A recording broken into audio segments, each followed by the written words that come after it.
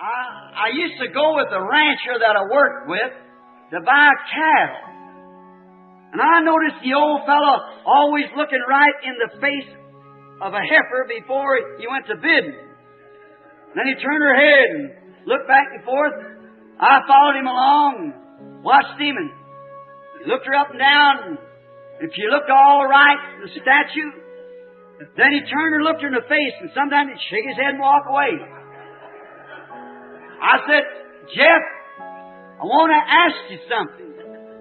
He said, say on, Bill. And I said, why do you always look that cow in the face? I said, she looks all right, a good heavy cow. I said, I want to tell you, boy, you got a lot to learn.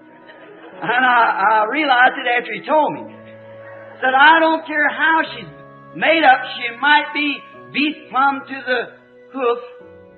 But if she got that wild stare in her face, don't you never buy her.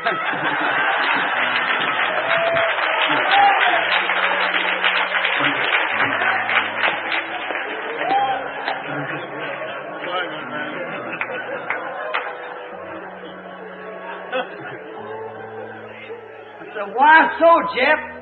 Well, said the first thing is, said she'll never stay put.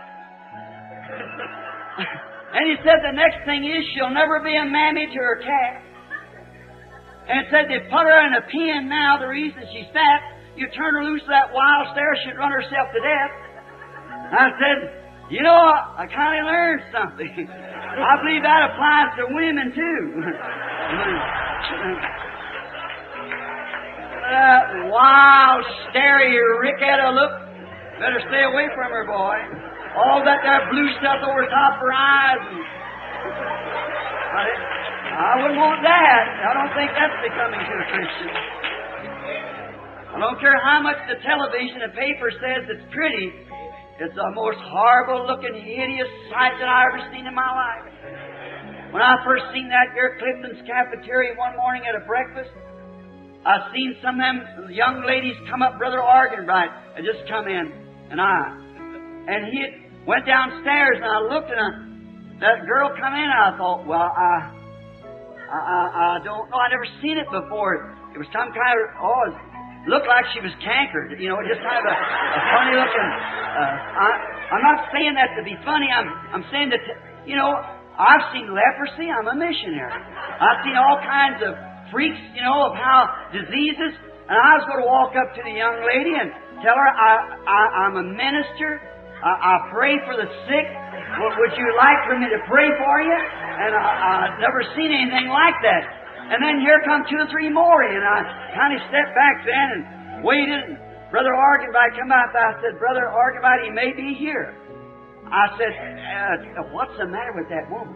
See? And he said, that's Pete. I said, well, my. I thought they ought to have her in a pest house somewhere, you know, keep it from breaking out all over other women. But, you know, you have to plan and look and pray when you're choosing.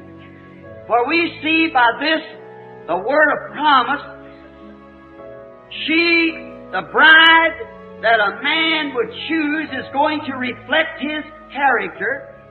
It reflects what's in him. Now, could you imagine a man filled with the Holy Ghost take something like that to be a wife? I just don't see it, brother. Maybe I'm just an old crank, but, you know, I just can't understand that, see.